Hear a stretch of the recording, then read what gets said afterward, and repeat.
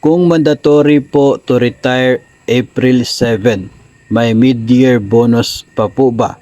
Paano po yung sunod na mid-year for November 15, may makukuha po ba? So kapag ikaw ay nag-retire na at April 7, no, so hindi ka na po eligible unang-una dito po sa mid-year bonus na siya pong binibigay sa May 15.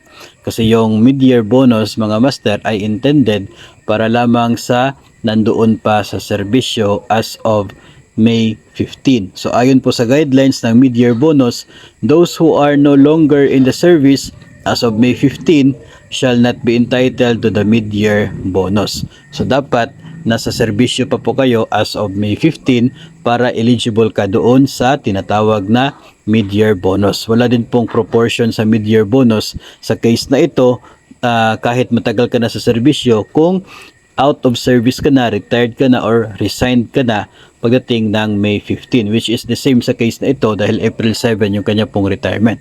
Pagdating naman doon sa pangalawang uri ng bonus, ito pong year-end bonus. Ito pong tinutukoy niya na pangalawang mid-year. Year-end bonus kapag November 15, isa po sa unang requirement dyan ay meron kang at least 4 months of service as of January.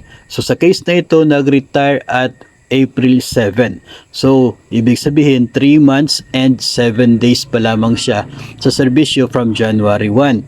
So, hindi siya umabot ng 4 months sa serbisyo. So, sa case na ito, kapag hindi ka umabot ng 4 months in service, ang inyo pong year-end bonus ay wala.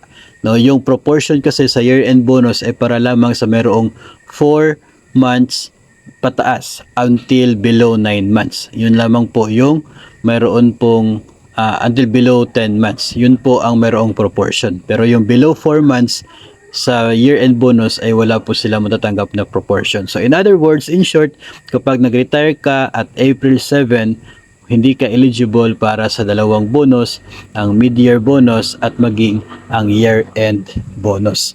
So ito po ay base doon sa guidelines ng dalawang bonus na ito issued by DBM Budget Circular.